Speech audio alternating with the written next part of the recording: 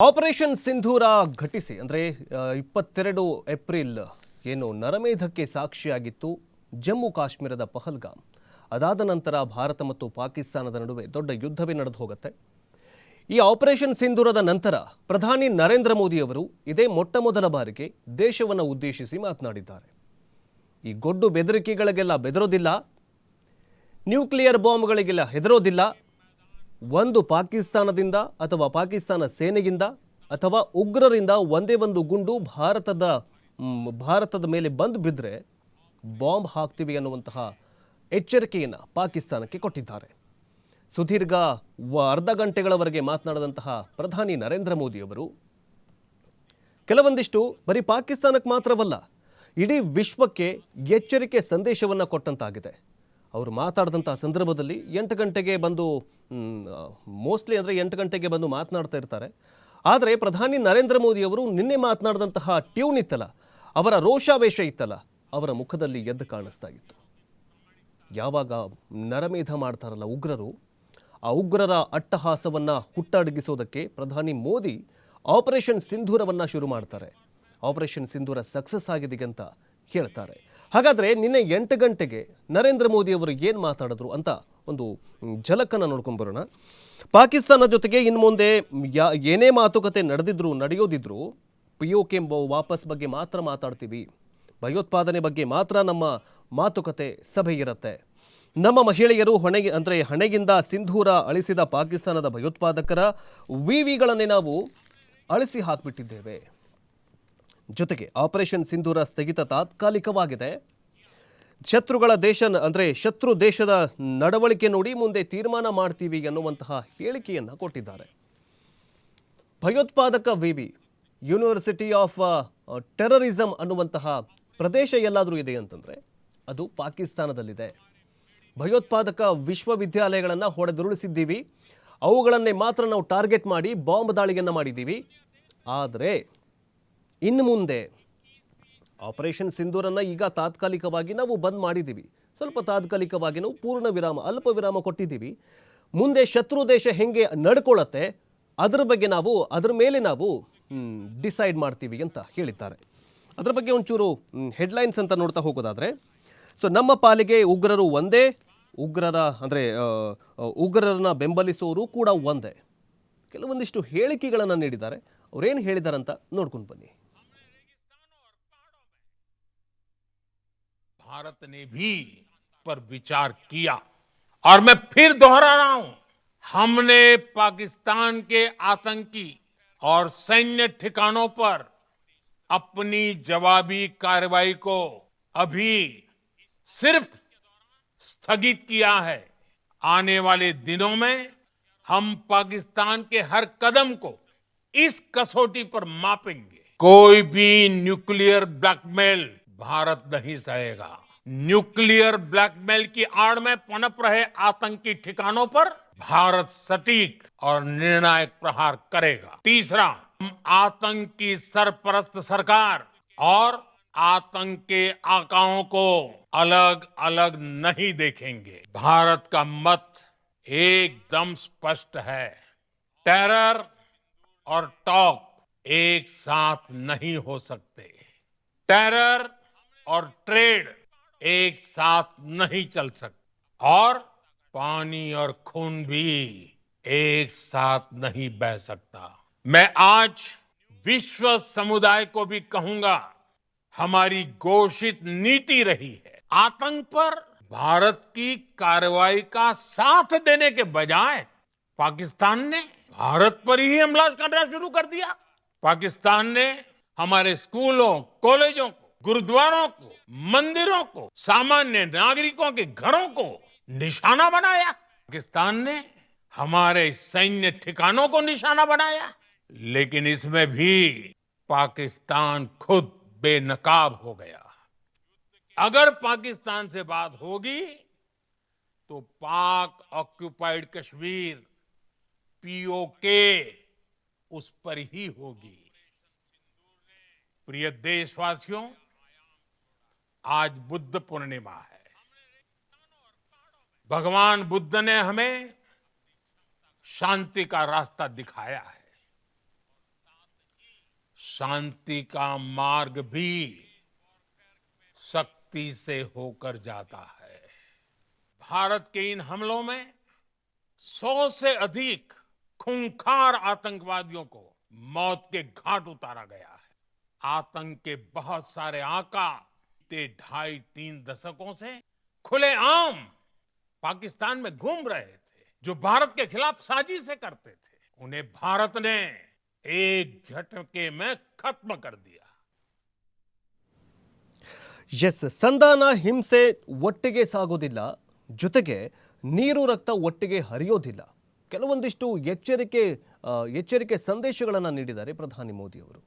ಯಾಕೆ ಈ ಒಂದು ಹಂತಕ್ಕೆ ತಲುಪ್ತು ಯುದ್ಧ ಅಂತಂದರೆ, ಪಹಲ್ಗಾಮ್ ಯುದ್ಧ ನಡೀತು, ಪಹಲ್ಗಾಮ್ ನರಮೇಧ ನಡೀತು, 26 ಮಂದಿಯನ್ನು ಉಗ್ರರು ಹೊಡೆದುರುಳಿಸಿದ್ರು. ಆಗ ಯುದ್ಧವೂ ಕೂಡ ನಡೀತು, ಡ್ರೋನ್ ದಾಳಿಯೂ ಕೂಡ ನಡೆಯುತ್ತೆ. ಕೆಲವೊಂದಿಷ್ಟು ಪಾಕಿಸ್ತಾನವೂ ಕೂಡ ಜಮ್ಮು ಕಾಶ್ಮೀರದ ಮತ್ತು ಪಂಜಾಬ್, ರಾಜಸ್ಥಾನದ ರಾಜಸ್ಥಾನ ಕೆಲವೊಂದಿಷ್ಟು ಕಡೆಗಳಲ್ಲಿ ಡ್ರೋನ್ಗಳನ್ನು ಹಾರಿಸಿಬಿಡುತ್ತೆ, ಬಾಂಬ್ ಸ್ಫೋಟವನ್ನು ಕೂಡ ಮಾಡುತ್ತೆ. ಭಾರತ ಈ ಹಾವಿನ ಹಲ್ಲನ್ನು ಕಿತ್ತಾರಲ್ಲ ಹಾಗೆ ಯುದ್ಧಕ್ಕೆ ಬೇಕಾಗಿರುವಂತಹ ಕೆಲವೊಂದಿಷ್ಟು ಸಾಮಗ್ರಿಗಳನ್ನು ಕಿತ್ಕೊಂಡು ಬಿಟ್ರೆ, ಶಸ್ತ್ರಾಸ್ತ್ರಗಳನ್ನು ತೆಗೆದುಕೊಂಡು, ಅಂದರೆ ಶಸ್ತ್ರಾಸ್ತ್ರಗಳನ್ನು ಕಸ್ಕೊಂಡು ನೀವು ಯುದ್ಧ ಮಾಡುವಂತ ಹೇಳಿದಾಗ ಏನು ಯುದ್ಧ ಮಾಡ್ತಾನೆ ಒಬ್ಬ ಸೈನಿಕ? ಹಾಗೆ ಪಾಕಿಸ್ತಾನದ ವಾಯುನೆಲೆಯಾಗಿರಬಹುದು, ಕೆಲವೊಂದಿಷ್ಟು ಸೈನಿಕರ ಕಚೇರಿಗಳು, ಮುಖ್ಯ ಕಚೇರಿಗಳಾಗಿರಬಹುದು, ಎಲ್ಲೆಲ್ಲಿ ಸೌಲಭ್ಯಗಳು ಉಗ್ರರಿಗೋ ಅಥವಾ ಸೈನಿಕರಿಗೆ ಸೌಲಭ್ಯಗಳನ್ನು ಒದಗಿಸಿಕೊಡ್ತಾ ಇತ್ತಂತಲ್ಲ, ಆ ಒಂದು ಪ್ರದೇಶಗಳನ್ನೇ ಗುರಿಯಾಗಿಸಿಕೊಂಡು ಭಾರತ ದಾಳಿಯನ್ನು ಮಾಡುತ್ತೆ. ಯುದ್ಧ ಮಾಡಂತಂದ್ರೆ ಹೆಂಗೆ ಮಾಡುತ್ತೆ? ಈಗ ರಾಕೆಟ್ ಲಾಂಚ್ ಪ್ಯಾಡ್ಗಳನ್ನು ಅಥವಾ ವಾಯುನೆಲೆಗಳನ್ನು ಅಥವಾ ಏರ್ ಡಿಫೆನ್ಸ್ ಸಿಸ್ಟಮ್ಗಳನ್ನು ಡಿಸ್ಟ್ರಾಯ್ ಮಾಡಿದ ನಂತರ, ದಾಳಿ ಮಾಡಿದ ನಂತರ, ಅವೆಲ್ಲ ಎಲ್ಲದರ ಮೇಲೆ ದಾಳಿ ಮಾಡಿದ ನಂತರ ಪಾಕಿಸ್ತಾನ ಹೆಂಗೆ ದಾಳಿ ಮಾಡೋದಕ್ಕೆ, ಅಂದರೆ ಯುದ್ಧ ಮಾಡೋದಕ್ಕೆ ಹೆಂಗೆ ಸಾಧ್ಯ? ಸೊ ಭಾರತ ಈಗ ಪಾಕಿಸ್ತಾನದ ಕೆಲವೊಂದಿಷ್ಟು ಏರ್ ಡಿಫೆನ್ಸ್ ಸಿಸ್ಟಮ್ಗಳ ಮೇಲೆ ದಾಳಿ ಮಾಡುತ್ತೆ, ವಾಯುನೆಲೆಗಳ ಮೇಲೆ ದಾಳಿ ಮಾಡುತ್ತೆ. ಸೊ ಹೀಗಾಗಿ ಪಾಕಿಸ್ತಾನಕ್ಕೆ ಮುಂದಿನ ಆಯ್ಕೆ ಏನಂತಂದರೆ ಕೈಕಾಲು ಹಿಡ್ಕೊಳ್ಳೋದು. ಯಾರು ಕೈಕಾಲು ಹಿಡ್ಕೊಳ್ತು? ಪಾಕಿಸ್ತಾನ ಅಮೆರಿಕಾದ ಕೈಕಾಲು ಹಿಡ್ಕೊಂಡು ನಮಗೆ ಯುದ್ಧ ಬೇಡ, ಶಾಂತಿ ಬೇಕು ಅಂತ. ಅಮೆರಿಕಾದ ಅಧ್ಯಕ್ಷ ಡೊನಾಲ್ಡ್ ಟ್ರಂಪೂ ಕೂಡ ಬಂದು ಏನಂತಂದರೆ ಕದನ ವಿರಾಮವನ್ನು ಘೋಷಣೆ ಮಾಡ್ತಾರೆ. ಆದರೆ ಕದನ ವಿರಾಮ ಘೋಷಣೆ ಮಾಡಿ ಬರೀ 3 ಗಂಟೆಗಳಲ್ಲಿ ಮತ್ತೆ ಪಾಕಿಸ್ತಾನ ಕದನ ವಿರಾಮ ಘೋಷಣೆಯನ್ನು ಉಲ್ಲಂಘನೆಯನ್ನು ಮಾಡುತ್ತೆ. ಈತ ಭಾರತ ಶಾಂತಿ ಮಂತ್ರವನ್ನು ಜಪಿಸ್ತಾ ಇದ್ರೆ, ಇಷ್ಟೆಲ್ಲ ಆದರೂ ಕೂಡ ಪರವಾಗಿಲ್ಲ, ಭಾರತ ಶಾಂತಿ ಮಂತ್ರವನ್ನು ಜಪಿಸ್ತಾ ಇದ್ರೆ ಪಾಕಿಸ್ತಾನ ಕುತಂತ್ರಿ ತಂತ್ರವನ್ನು ಅನುಸರಿಸಿ ಮತ್ತೆ ಕದನ ವಿರಾಮವನ್ನು ಉಲ್ಲಂಘನೆ ಮಾಡಿ ಭಾರತ ಮತ್ತೆ ಕೆಂಡವಾಗುವಂತೆ ಮಾಡಿತು. ಮುಂದೆಲ್ಲ ನಡೆದಿದ್ದು ಕೂಡ ಇತಿಹಾಸ. ನಿನ್ನೆ 8 ಗಂಟೆಗೆ ಪ್ರಧಾನಿ ಮೋದಿಯವರು ಒಂದು 8ರಿಂದ 10 ಹೇಳಿಕೆಗಳನ್ನು ಕೊಡ್ತಾರೆ. ಆ ಹೇಳಿಕೆಗಳನ್ನು ಕೊಟ್ಟ ನಂತರ ಟ್ರಂಪು ಕೂಡ ಒಂದು ಸರ್ತಿ ಗಡಗಡ ನಡುಕ್ ಹೋಗ್ಬಿಡ್ತಾರೆ. ಆ ಹೇಳಿಕೆ ಏನಂತ ನೋಡ್ಕೊಂಡು ಬನ್ನಿ. We're not going to do any trade. People never really use trade the way I used it. That I can tell you. And all of a sudden they said, I think we're going to stop. And they have. And they did it for a lot of reasons, but trade is a big one. We're going to do a lot of trade with Pakistan. We're going to do a lot of trade with India. We're negotiating with India right now. We're going to be soon negotiating with Pakistan. And we stopped the nuclear conflict. I think it could have been a bad nuclear war. Millions of people could have been killed. So I'm very proud of that. I also want to thank Vice President. ಪ್ರಧಾನಿ ನರೇಂದ್ರ ಮೋದಿಯವರು ಯಾವಾಗ ಹೇಳಿಕೆಗಳನ್ನು ಕೊಡೋದಕ್ಕೆ ಶುರು ಮಾಡ್ತಾರಲ್ಲ, ವಿಶ್ವದ ಕೆಲವೊಂದಿಷ್ಟು ರಾಷ್ಟ್ರಗಳಿಗೆ ನಡುಕ ಹುಟ್ಟುತ್ತೆ. ಹಾಗಾದರೆ ನಿನ್ನೆ 8 ಗಂಟೆಗೆ ಶುರುವಾದಂತಹ ಈ ಪ್ರಧಾನಿ ಮೋದಿಯವರ ಭಾಷಣದಲ್ಲಿ ಏನೆಲ್ಲ ಹೇಳಿದ್ರಂತ ನೋಡ್ತಾ ಹೋಗೋದಾದರೆ, ನಮ್ಮ ಪಾಲಿಗೆ ಉಗ್ರರೂ ಒಂದೇ, ಉಗ್ರರನ್ನು ಬೆಂಬಲಿಸುವವರು ಕೂಡ ಒಂದೇ ಅನ್ನೋದರ ಮೂಲಕ ಟರ್ಕಿ ಮತ್ತು ಚೀನಾಗೆ ಪ್ರತ್ಯುತ್ತರವನ್ನು ಕೊಟ್ಟಿದ್ದಾರೆ ಪ್ರಧಾನಿ ಮೋದಿಯವರು. ಇನ್ನು ಪಾಕಿಸ್ತಾನದ ಅಸಲಿ ಮುಖ ಏನನ್ನೋದು ಜಗತ್ತಿನ ಮುಂದೆ ಬಹಿರಂಗವಾಗಿದೆ. ಜೊತೆಗೆ ಭಾರತದ ಸಾಮರ್ಥ್ಯ ಮತ್ತು ಸಂಯಮ ಎರಡನ್ನೂ ಕೂಡ ಜಗತ್ತು ನೋಡಿದೆ. ಈಗ ಆಪರೇಷನ್ ಸಿಂಧೂರ ಅಖಂಡ ನ್ಯಾಯದ ಸಂಕಲ್ಪವಾಗಿದೆ. ಮೇ 7ರಂದು ನಮ್ಮ ಶಕ್ತಿ ಏನನ್ನೋದು ಜಗತ್ತಿಗೆ ಗೊತ್ತಾಗಿದೆ.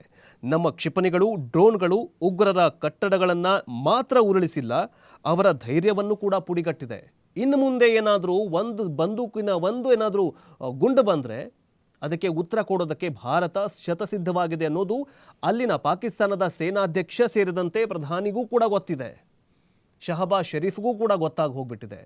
ಇನ್ನು ಮುಂದೆ ಭಾರತದ ತಂಟೆಗೆ ಹೋದರೆ ಪಕ್ಕಾ ನಾವು POKನ ಕಳೆದುಕೊಳ್ತೀವಿ, ಪಕ್ಕಾ ನಮ್ಮ ಪಾಕಿಸ್ತಾನ ಸರ್ವನಾಶ ಆಗತ್ತೆ ಅನ್ನೋದು ಪಾಕಿಸ್ತಾನದ ಸಂಸದರಿಗೂ ಕೂಡ ಗೊತ್ತಿದೆ. ಅದಕ್ಕೋಸ್ಕರ ಸಂಸತ್ತಲ್ಲಿ ಪಾಕಿಸ್ತಾನದ ಸಂಸದರು ಕಣ್ಣೀರು ಹಾಕ್ತಾ ಇದ್ರು, ನಮ್ಮನ್ನು ಭಾರತದ ಉಳಿಸಿ, ಇಲ್ಲ ಅಂತಂದರೆ ನಮ್ಮ ದೇಶ ನಿರ್ನಾಮ ಆಗಿ ಹೋಗ್ಬಿಡತ್ತೆ.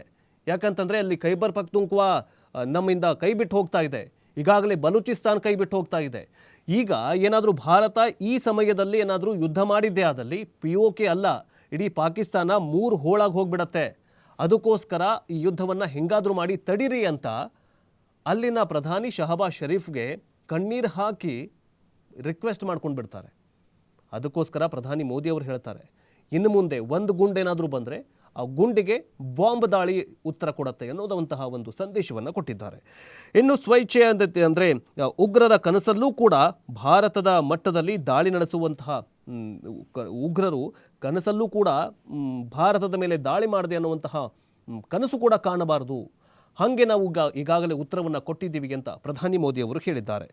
ಇನ್ನು ಪಾಕಿಸ್ತಾನದ ಹೃದಯಕ್ಕೆ ಹೋಗಿ ಹೊಡೆದಿದ್ದೇವೆ ಅಂದರೆ ಉಗ್ರರು ಪಾಕ್ ಹೃದಯ ಭಾಗದಲ್ಲಿದ್ದರೂ ಕೂಡ 150 ಕಿಲೋಮೀಟರ್ ಒಳಗೆ ಹೋಗಿ ಉಗ್ರರ ಅಡಗುತಾಣಗಳನ್ನು, ಪಾಕ್ ಸೈನ್ಯದ ಮುಖ್ಯ ಕಚೇರಿಗಳನ್ನು ಹೊಡೆದುರುಳಿಸಿದ್ದೀವಿ, 4 ವಾಯು ನೆಲೆಗಳನ್ನು ಹೊಡೆದುರುಳಿಸಿದ್ದೀವಿ ಅಂತ ಪ್ರಧಾನಿ ಮೋದಿಯವರು ಹೇಳಿದ್ದಾರೆ.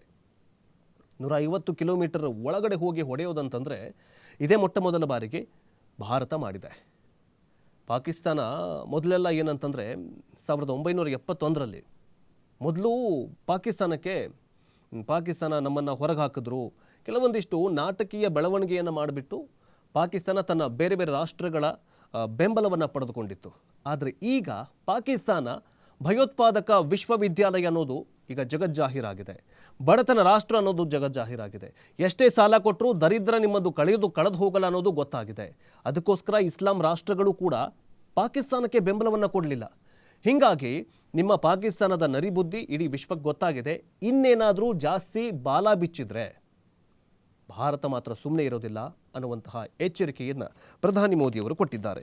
ಇನ್ನು ಇದು ಯುದ್ಧದ ಸಮಯವಲ್ಲ, ಹಾಗೆಯೇ ಭಯೋತ್ಪಾದನೆಗೂ ಕೂಡ ಇದು ಸಮಯವಲ್ಲ, ಇದು ಯುದ್ಧ ಮಾಡೋ ಸಮಯ ಅಲ್ಲ, ಇದು ಪಾಕಿಸ್ತಾನಕ್ಕೆ ಹೇಳ್ತಾ ಇದ್ದಾರೆ ಪ್ರಧಾನಿ ಮೋದಿಯವರು.